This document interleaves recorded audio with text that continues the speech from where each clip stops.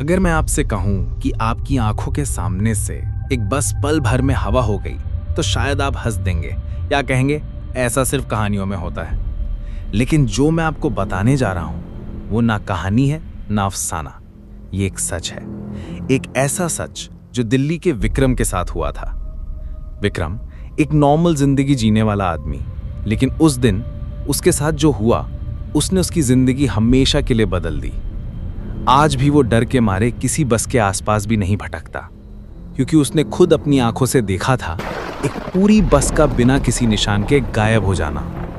तो चलिए मैं आपको ले चलता हूं उस दिन की शुरुआत पर, जहां सब कुछ ठीक था, लेकिन फिर हुआ कुछ ऐसा जिसका जवाब आज तक किसी के पास नहीं है। कहानी शुरू होती है एक शाम दिल्ली के एक भीड़-भाड़ वाले बस स्टैंड से। ये घटना विक्रम के साथ हुई थी।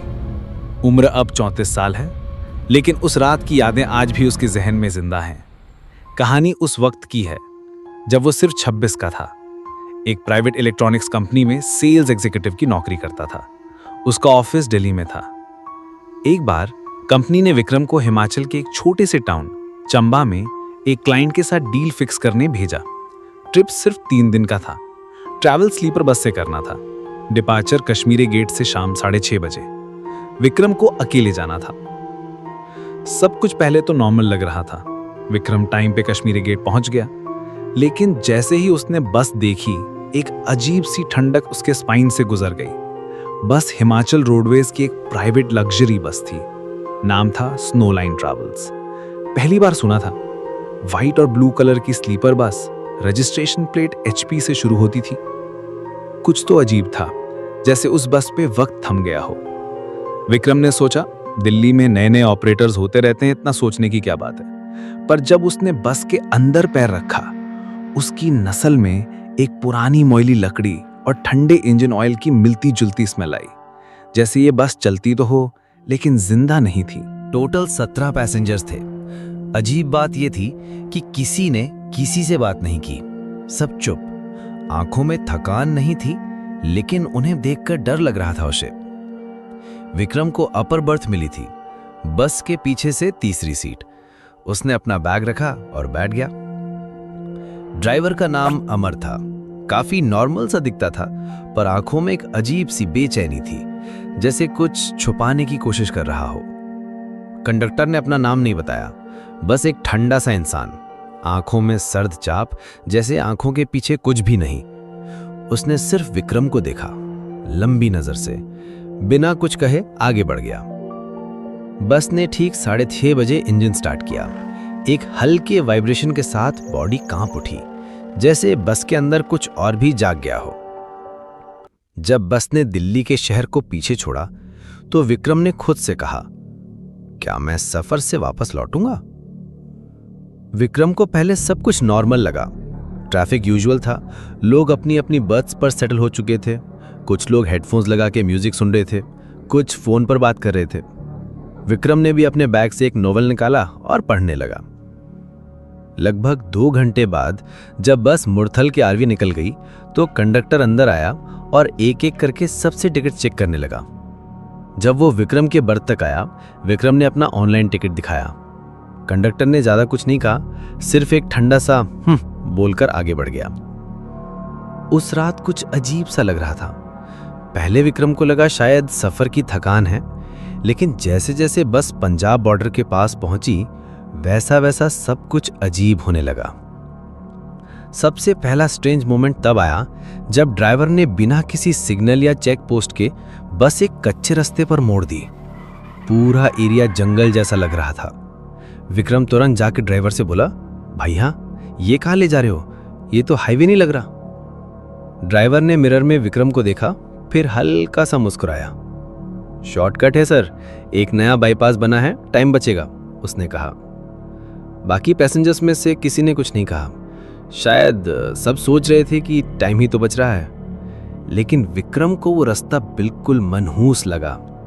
अंधेरा, बड़े बड़े पेड़ जैसे आसमान तक पहुंच रहे हों, और ना कोई स्ट्रीट लाइट, कुछ भी नहीं। बस के अंदर ठंड सी बढ़ने लगी थी, AC बंद होने के बाद भी। और सबसे अजीब बात, फोन का सिग्नल भी गायब होने लगा। हर किसी के फोन पे नो सर्विस लिखा दिखने लगा। विक्रम ने सोचा हिल एरिया में ऐसा ही होता है, पर उसके दिल में कुछ गड़बड़ सी महसूस होने लगी थी। जंगल का वो मोड़ जो विक्रम आज तक नहीं भूला। जब बस एक तीखे मोड़ पर पहुंची, शायद वो हिमाचल और पंजाब के बॉर्डर का एरिया था, तब ड्राइवर ने बस धीरे कर दी। रात के करीब 9:45 बज रहे थे। बाहर कुछ दिखाई नहीं दे रहा था, सिर्फ काले पेड़ और उनका साया। तभी एक लड़की जो विक्रम के सामने वाली बर्थ पे थी, अचानक खड़ी हुई और जोर से चिल्लाई, ये बस तो अभी इसी मोड़ से 2 बार निकल चुकी है। मैं पहचान गई हूं ये पेड़ और वो साइन बोर्ड। सब लोग हिल गए। एक और आदमी जो पीछे के बर्थ में था, उसने भी बोला, भाई मैं भी देख रहा था, एक जैसा सीन 3 बार रिपीट हो रहा है, ये कैसे हो सकता है? ड्राइवर ने कोई जवाब नहीं दिया। कंडक्टर आगे आया, उसके हाथ में एक टॉर्च थी। उसने बस का इमरजेंसी लाइट ऑन किया और बोला, सब लोग शांत रहिए, थोड़ी टेक्निकल प्रॉब्लम है। गाड़ी अगर रुकती है तो मत उतरना, ये जंगल का एरिया है। उस वक्त एक पल के लिए कंप्लीट साइलेंस छा गया। सिर्फ इंजन की हल्की आवाज और बाहर से किसी जानवर के दूर से आने वाली चीख जैसी आवाज सुनाई दे रही थी। रात के लगभग 10:15 बज रहे थे। तभी बस अचानक रुक गई। एक जोर का झटका लगा। ड्राइवर ने ब्रेक लगाया और बस एकदम अंधेरे में खड़ी हो गई। कोई लाइट नहीं जल रही थी। लोग घबरा गए। एक आदमी ने नीचे उतरने की कोशिश की, लेकिन कंडक्टर ने उसे जोर से रोका, मत उतरो, ये जगह नॉर्मल नहीं है।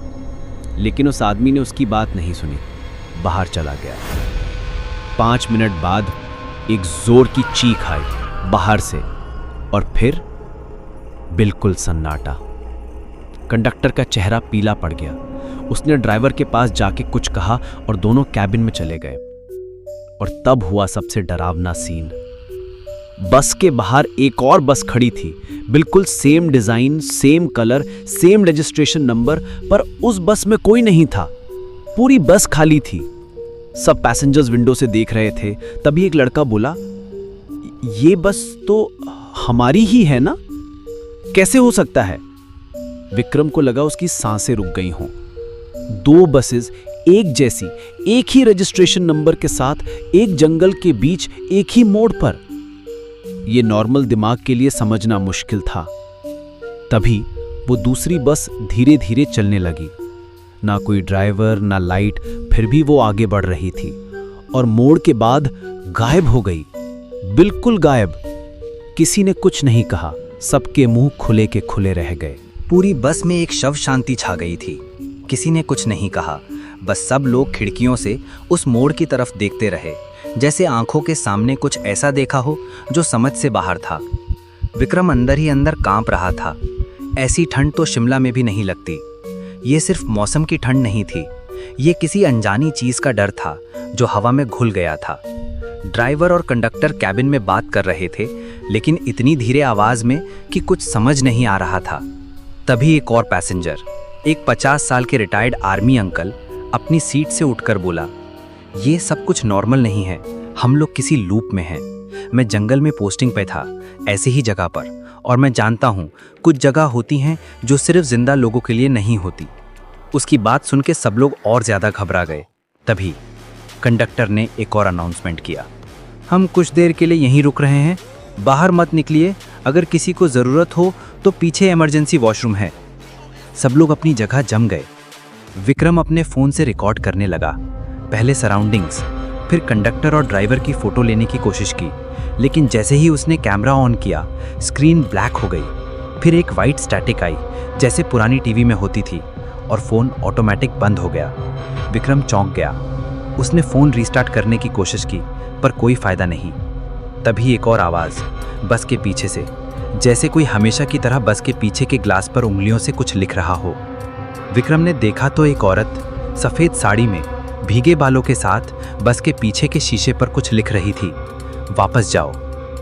हालांकि सब लोग ने नहीं देखा, लेकिन विक्रम ने देखा, बिल्कुल साफ, जैसे मेरी आंखों से कोई नज़ारा दिखाया गया हो जो सिर्फ मुझे समझना था। वो चिल्लाया, वो देखो, पीछे कोई है। लोग उठकर देखने लगे, लेकिन तब तक वो औरत गायब हो चुकी थी। शीशा बिल्कुल साफ था, लेकिन उस पर एक हल्की सी लकीर अब भी थी, जैसे किसी ने उंगली से लिखने की कोशिश की हो। आर्मी अंकल मेरे पास आए। उन्होंने बिना कुछ कहे मुझे देखा और बोला, बेटा तू सही कह रहा है, मैंने भी कुछ देखा और मैं चाहता हूँ ये सब रिकॉर्ड हो। उन्होंने अपने फ़ोन से कैमरा ऑन किया और जैसे ही उन्होंने बस के कैबिन की तरफ कैमरा घुमाया, एक औरत का चेहरा फ्लैश की तरह स्क्रीन पे आया। सफ़ेद आँखें, बिना एलिट्स के, और फ़ोन फिर से बंद हो गया। 12:55 AM। एक और पैसेंजर ने बहादुरी दिखाई और बोला, मैं उतरता हूँ, देखता हूँ क्या चल रहा है। कोई कुछ नहीं कर रहा, मैं रिकॉर्ड करके लाता हूँ। उसने अपने गोप्रो जैसा कैमरा पहना और बस से उतर गया। सब लोग उससे खिड़की से देखते रहे। उसने जंगल के मोड़ के उस पार कैमरा घुमाया, फ्लैशलाइट ऑन की और तभी कैमरा ने एक और बस को कैप्चर किया। वही स्नो लाइन ट्रैवल्स बस, लेकिन उसमें 17 लोग बैठे थे और सबके सब एकदम चुप, आंखों में कोई एक्सप्रेशन नहीं। वो लोग बिल्कुल उन जैसे ही दिख रहे थे जैसे उनकी दूसरी कॉपी वहां बैठी हो। वो आदमी चिल्लाया, ये क्या है? ये तो मैं ही हूं, ये सब लोग, ये तो हम ही हैं। और उसका कैमरा नीचे गिर गया। तभी एक हवा का झोंका आया और सबने सुना उस आदमी की चीख, लेकिन चीख ऐसी जैसे उसे कोई अंदर खींच रहा हो।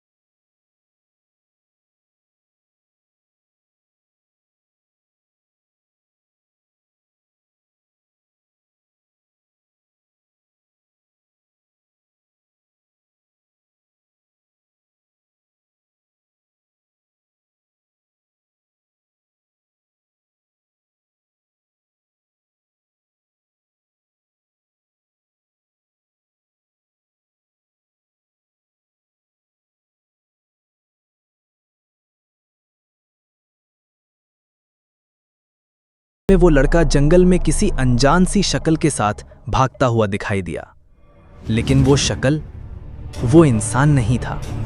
उसका सर उल्टा था। हाँ, उल्टा। उसके बाद कैमरा बंद। सब लोग एक पल के लिए बेहोश जैसे हो गए थे। कोई कुछ नहीं बोल रहा था। विक्रम भी बिल्कुल चुप। ड्राइवर कैबिन से निकल के आया और बोला, बस हो गया, अब हम वापस जा रहे हैं। किसी ने उसकी बात पे विश्वास नहीं किया। कोई कुछ बोलना नहीं चाहता था। लेकिन जब बस ने रिवर्स लेना शुरू किया तो सब लोग अंदर ही अंदर दुआ करने लगे। लेकिन ये सफ़र अब नॉर्मल नहीं रहा था। बस वापस चलने लगी। अंधेरा अब और गहरा हो चुका था। जंगल एक सांस लेता हुआ जिंदा मकान लग रहा था, जिसमें वो सब सिर्फ गेस्ट थे, एक रात के लिए। बस ने कुछ देर बाद एक और मोड़ काटा और फिर एक और तब ड्राइवर ने ब्रेक लगाई। आगे से एक और बस आ रही थी, बिल्कुल वैसे ही, वही मॉडल, वही रंग, लेकिन सिर्फ ड्राइवर के सीट पे कोई था। और अब दोनों बसें आमने सामने रुक गईं, तो मैंने विंडो से झांक के देखा। उस बस के अंदर कोई नहीं था, सिर्फ एक फोटो लटक रही थी डैशबोर्ड पे, और उसमें वही लड़का था जो बस से उतरा था और कभी वापस नहीं आया। उसकी फोटो माला लगी हुई थी। विक्रम और बाकी पैसेंजर चीख पड़ा, वो मर गया, ये क्या हो रहा है? ड्राइवर ने कुछ नहीं कहा। कंडक्टर ने सिर्फ इतना बोला, ये जगह वापस नहीं आने देती, कोई एक हर बार रह जाता है। वो रात कभी खत्म नहीं हुई थी। बस ने फिर से रास्ता बदला। इस बार वो पुरानी NH44 पे आ गई। लेकिन जैसे ही वो लोग मेन हाईवे पे आए, सबके फोन्स में नेटवर्क वापस आ गया। सबके फोन्स एक साथ बजने लगे। नोटिफिकेशंस, मिस्ड कॉल्स और एक अजीब चीज, विक्रम के फोन में एक मैसेज था बिना सेंडर के। सिर्फ लिखा था, तुम बच गए इस बार। और नीचे एक फोटो अटैच थी, विक्रम की खुद की फोटो जो मैंने कभी नहीं ली थी। विक्रम उस मोड़ पे खड़ा था जहां उसके साथ कुछ भी हो सकता था। वही औरत भीगे बालों वाली, आंखों के बिना, और सिर्फ एक शब्द उसके हाथों में लिखा था, अगली बार। लेकिन दोस्तों, बस से 2 पैसेंजर उतरे थे, लेकिन जो पहला पैसेंजर उतरा था, जब उसकी चीख आया था किसी ने उतरने की कोशिश नहीं किया। और जब वो दूसरा लड़का उतरा तभी भी किसी ने उतरने की कोशिश नहीं की। उस रात के बाद स्नो लाइन ट्रैवल्स नाम की कंपनी का कोई रिकॉर्ड नहीं मिला, ना कोई ऑनलाइन लिस्टिंग, ना टिकट हिस्ट्री, ना नंबर प्लेट का रजिस्ट्रेशन। पुलिस को रिपोर्ट किया गया, लेकिन उन्होंने कहा कि एचपी से ऐसी कोई बस कंपनी एग्जिस्ट ही नहीं करती। वो लड़का और वो पैसेंजर जो गायब हुआ, उसका भी कोई ट्रेस नहीं मिला। उनके पेरेंट्स ने दिल्ली से हिमाचल तक ढूंढा, लेकिन कुछ भी नहीं मिला। तो दोस्तों, ये थी विक्रम के द्वारा बताई गई कहानी, या कह लो मेरी जिंदगी का वो पल जहां जिंदगी और मौत के बीच एक मोड़ था, और उस मोड़ पे सिर्फ जंगल नहीं, कुछ और था जो आज भी विक्रम का इंतजार कर रहा होगा। ऐसी मजेदार हॉरर और रियल स्टोरी के लिए चैनल को सब्सक्राइब कर लो, और फिर मिलते हैं एक नई वीडियो में। जब तक के लिए अलविदा लेता हूं।